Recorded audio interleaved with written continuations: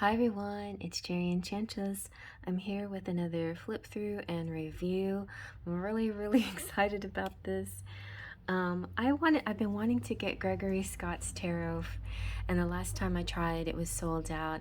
And I think he was just doing a self-publishing kind of thing, or through his website somehow, and he was sending out batches but I'm not sure the history. How's it going with him? But I noticed that it's published now by Scarabeo, which is very exciting news for Gregory. I'm so proud of him. Like, he doesn't know who I am, but I know who he is. He is one of my favorite tarot astrology readers, and I watch him almost every day, like pretty frequently. He has a nice, real simple 3-card setup, and he does different, usually it's a different deck every day, but sometimes he uses the same deck for a while. Maybe I consider sending him one of mine anyway, but other people have sent him decks, and he created his own, and he uses his a lot too. And I like his very much. It's the artist is Davide Corsi, and I think I've recognized Davide Corsi's. I think this might be, let me double check on this. It was reminding me a little bit of Elizabeth Alba and the Everyday Witch Tarot and Oracle, but this has no relations. All right, let's as always, these things are hard to open, especially with 9-inch nails. Okay, so another nice inner packaging. So get that open for you. All right, and then here's this the cover card. So nice. A tarot of positive clarity. It says this: to know more about Gregory Scott, tarot astrology, websites, Facebook, Twitter. I don't know if I don't do Facebook or Twitter, so I would do Instagram if it follow. Oh, he does have Instagram. Oh no, Scarabeo does. Anyway, I'd follow him on Instagram if he had one. And then there's so let's look at the booklet. So just like all Scarabeo, there's multiple languages, which is great. I know that he was born in Germany, and like me, it's his first language. I don't know German like he does, but because he stayed in Europe and we all moved over here to the United States, so all my German was kind of washed away for the most part. But it's nice to have. It's nice that Scarabeo does multiple languages. So he goes into tarot expert. He is a real expert. And Gregory wanted to create a deck that could relate with 1,000 different facets of tarot he faces every day during his practice and his videos.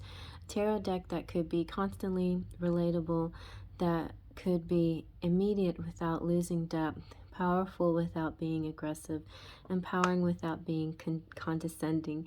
In many ways, Gregory looked to create a deck that was real, for real people, for real questions and real answers. Very nice. And I also wanted to shout out Melanie. Thank you, Melanie, she was the one who mentioned something about Gregory Scott, and she's always given such a good what's the word? She's always good recommendations, like with Nicholas Ashbaugh as well, and different readers out there that I thought, you know what, she's probably right, so let me go check him out.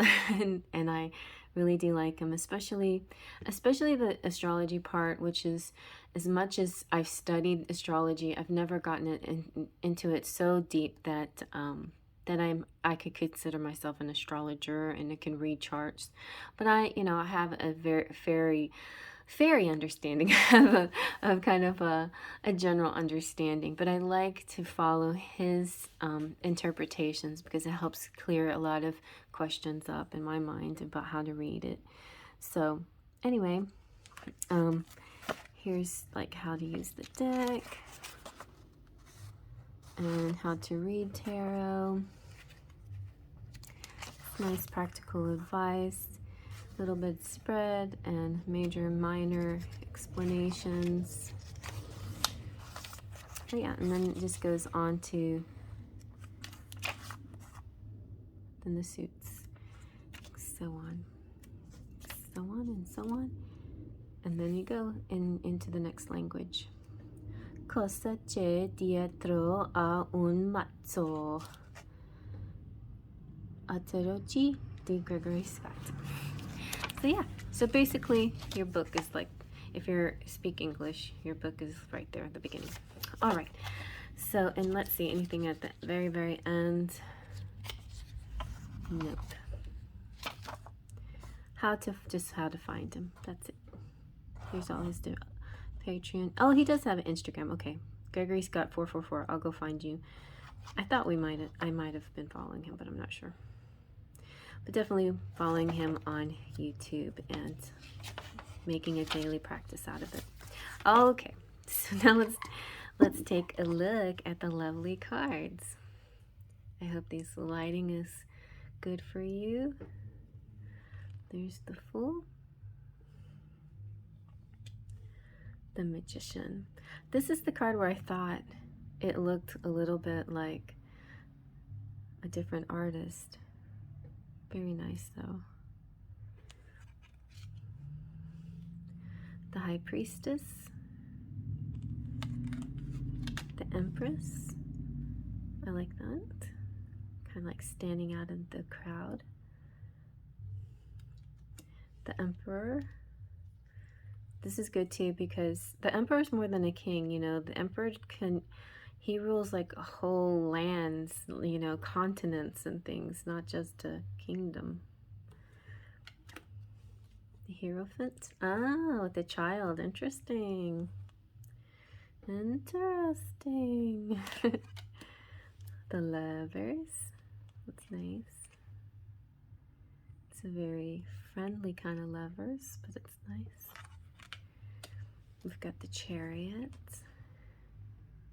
Every time I hear Chariot these days, I hear Cherry, my name. And so now I relate to the Chariot card a lot. This is beautiful, the Strength. I want to read what he says about strength. So it says, you are not alone. It doesn't matter what you believe in.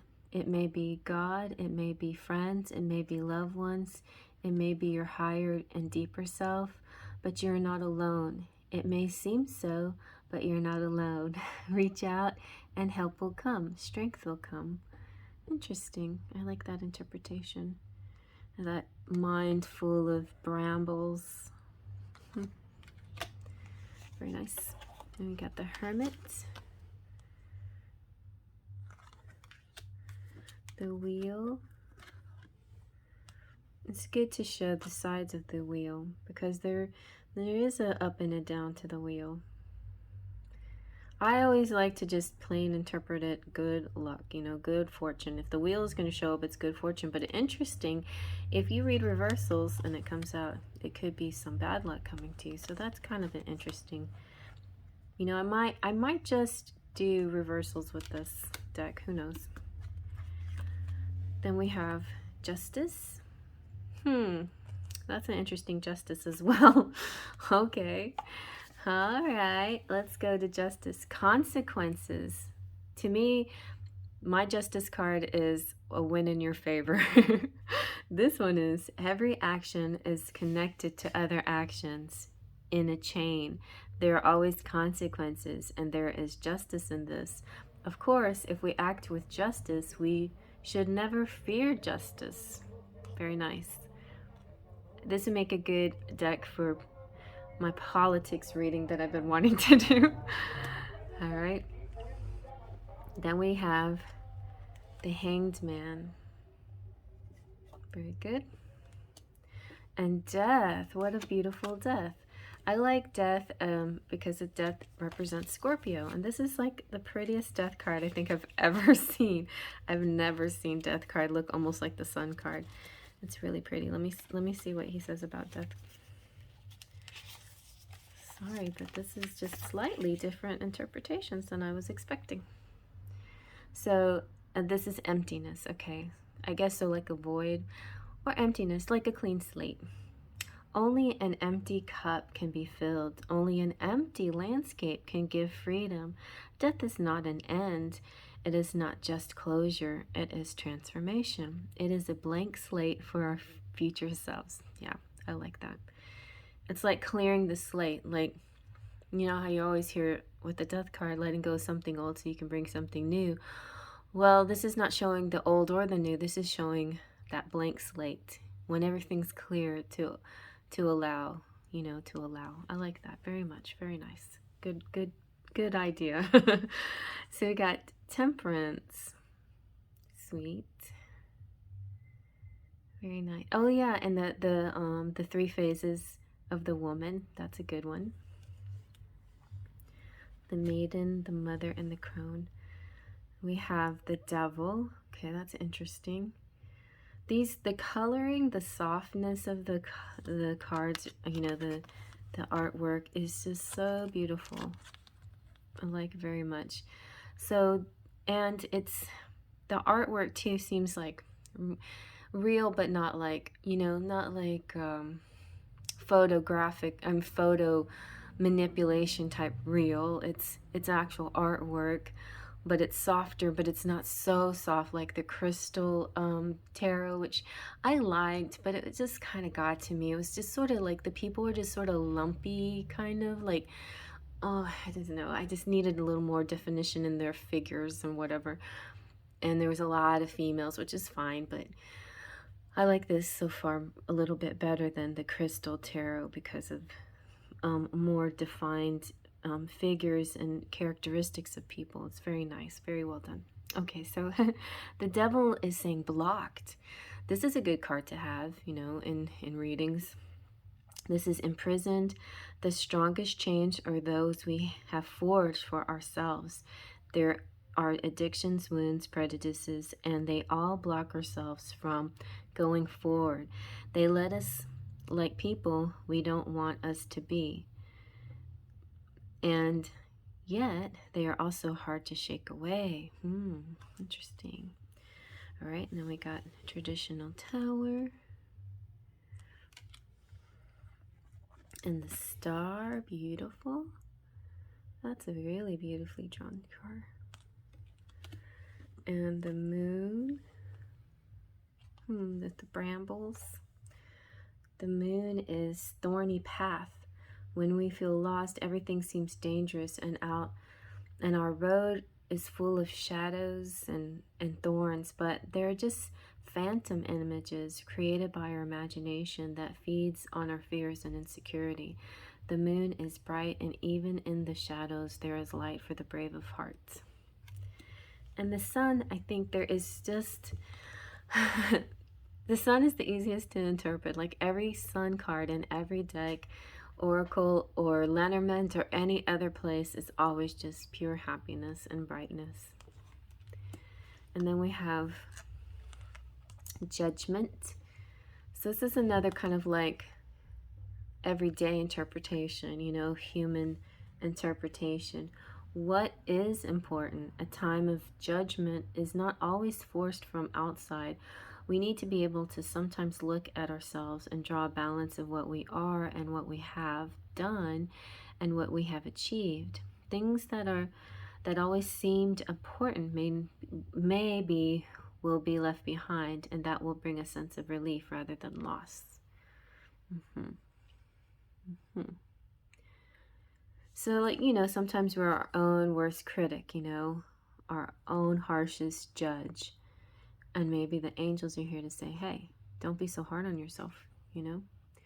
And, you know, who really is the true judge? Not those people saying stuff to you, but God, right? God's the judge. All right, and then we have the world. I like that the world is a masculine, and I like this deck to have a lot of masculinity in it too. It's really nice. Nice pants.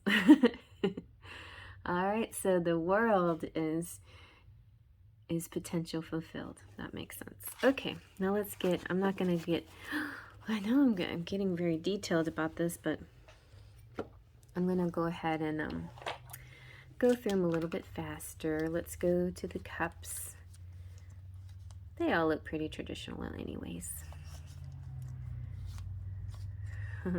Beautiful, beautiful cards, though. I had no idea. I've seen him use these, but... Okay, so we've got the Ace of Cups, gorgeous.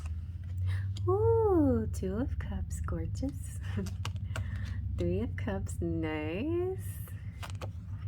Four of Cups, that's pretty. Four of Cups is kind of like... Alright, I'm sorry, I'm going to find out what is his interpretation of Four of Cups? Because I always think it's like boredom or a magic moment. Okay, I like that. A magic moment. A magic moment. Magic is powerful. Okay, so it's a magic moment. That's nice though. Five of Cups. It's good to differentiate, you know. Five is, yeah, just sad. And not seeing the good things. Accepting loss. This could be acceptance. And Six of Cups. And Seven of Cups. That also seems a little more cheery. Fantasy world. And Eight of Cups. Looking back. And I can't consider the Eight of Cups like walking away, but that's looking back, okay? Nine of Cups, that makes sense. 10 of Cups, yay, that's sweet. That's pretty. Page of Cups, Knight of Cups, interesting. The Knight is cleansing, emotional action. Queen of Cups, that's beautiful, caring. And King of Cups, wow, very nice. Smiling. Aw, that's nice. I like this deck. I'm gonna have to use it a lot. A lot, I say. It gives a different feeling than the other one that I like a lot, that I've been using a lot, is the Lightseer's Tarot. And this is very similar to Lightseer's Tarot as well, but still yet, you know, a different kind of interpretation, and I like that. That's one of my favorite things about tarot, is dealing with different interpretations, you know, because for whatever you use it for, you can have a variety of needs. And that's why I also like to read from the book sometimes, because I like to get the author's interpretation as well. So we have the Ace of Pentacles, the Two of Pentacles, Three of Pentacles, yeah, Four of Pentacles. Okay, so Four of Pentacles is like greed. Let's see. What do they say? What does he say? Obsession. Okay, yeah, because it can be sometimes like being possessive. Obsession. Five of Pentacles. Okay. Exclusion. That makes sense. Six of Pentacles. That's a beautiful Six of Pentacles. Yes, very nice. Seven of Pentacles. I like too it's fairly diverse too, or at least not everybody looks the same or is all bleached. Creative soul. Very nice. Nine of Pentacles. Wow, I like that. I like this too because I'm a lot more masculine. I do like this. I just feel like the feminine out there wants to see her masculine, you know, a lot of times. And even though I think the feminine likes to see herself in the cards, I think she also likes to see her masculine in the cards. So that's very nice. And then the Ten of Pentacles, very cute. Page of Pentacles, The Page of Pentacles is indigence, material yearning. Interesting, okay. Ooh, what's the Nine of Pentacles doing? Temptation. Wow, isn't that beautiful? Queen of Pentacles. I have to say, the queens in this are gorgeous. Queens is richness. And look at that king. Wow, he's like Midas touch. That was one of my very first interpretations of the King of Pentacles from the Shadowscapes Tarot was that they have the Midas touch. Opulence. Okay, very nice. All right. Well, Gregory, great job. I'm so proud of you. All right, so now let's see about the wands. All right, we've got the Ace of Wands and the Two of Wands,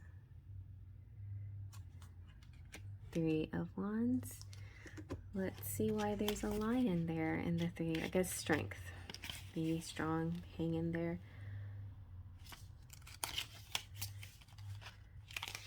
So,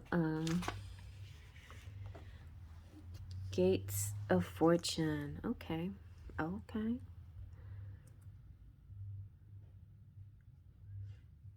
And, oh, there you go. Twin Flames. Four of Wands. That's very flamey. I think that's perfect. Happiness. That's the meaning. Five of Wands. Training. Ah, okay. I'm going to read this. Because well, Five of Wands. Usually this has to do with fighting, but that's okay. It's a mock battle. I've heard that before for Five of Wands. Yeah, that's good. Five of Wands mock battle. Actually, funny, the Game of Thrones tarot calls this the mock battle. All right, the training. Okay, so Six of Wands, the Herald. Yes, the famous person. Seven of Wands, achievement. Eight of Wands, bullseye. It doesn't matter how many times you fail as long as you trust your energy and drive. Okay, so that's kind of like the communication card, but this is like an achievement card. Good. Nine of Wands, victory. 10 of Wands, joyful burdens. This is good to get a nice twist on this. Like, it's, yeah, it's a lot like my sentimental silhouettes card that's called responsibility. It's a pleasure and a duty is what I call it, you know, because yeah, it's a burden, it can be difficult, but it is also the pleasure of this duty. It brings joy as well. Yep. The Page, longing. The Knight of Wands, very nice. I approve. Sweating, interesting. Queen of Wands. Oh, look at the kitty cat. Oh, she's performing. They're plotting. That's cute. I like that.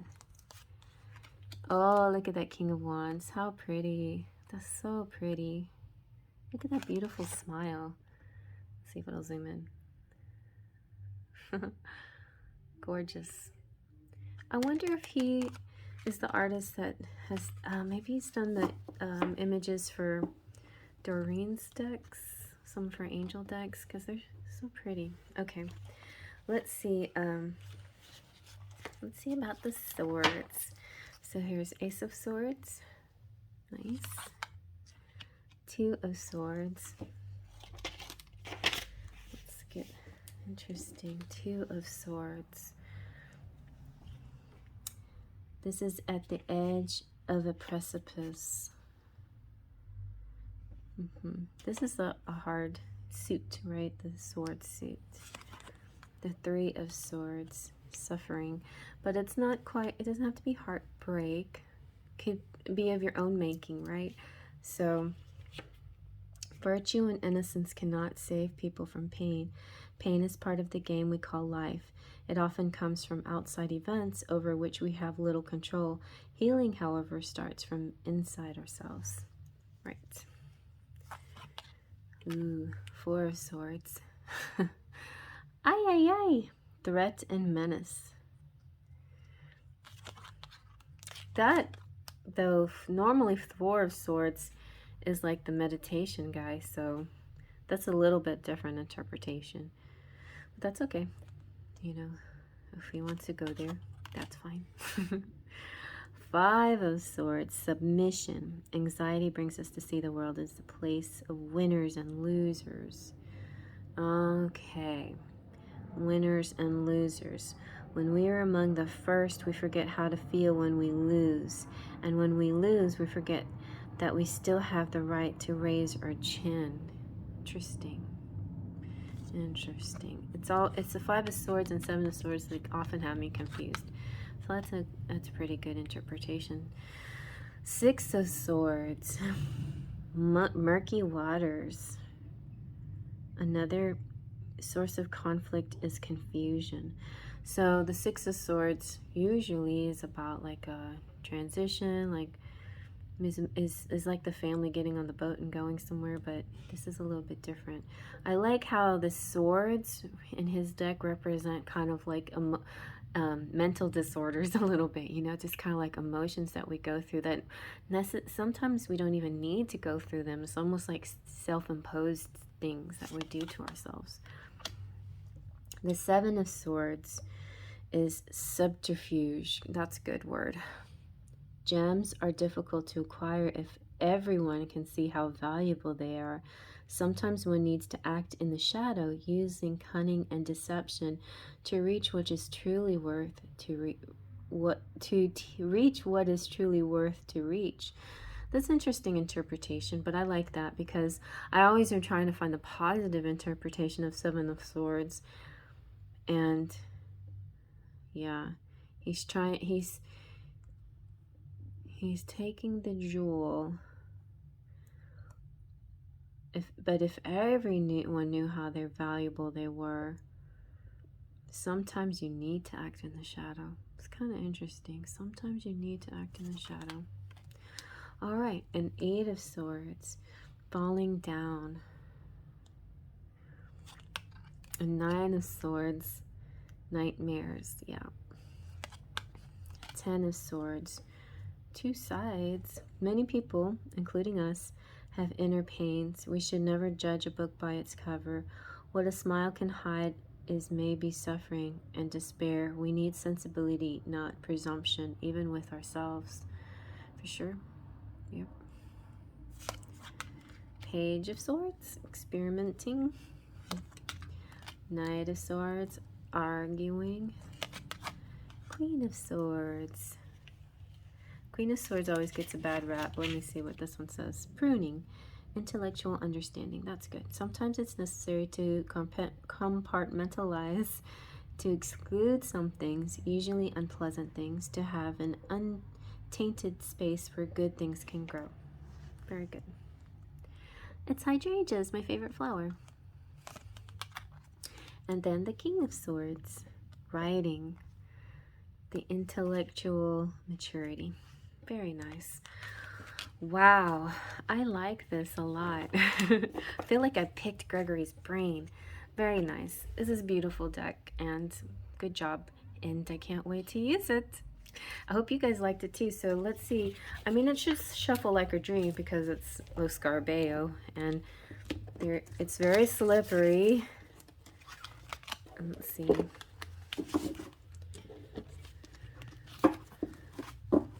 No edging.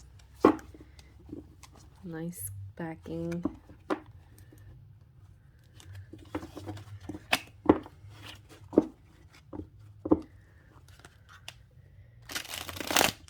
Yeah, they'll need a little bit of work to get the other bend, but it really shuffles nicely. Like this part, not too easy yet.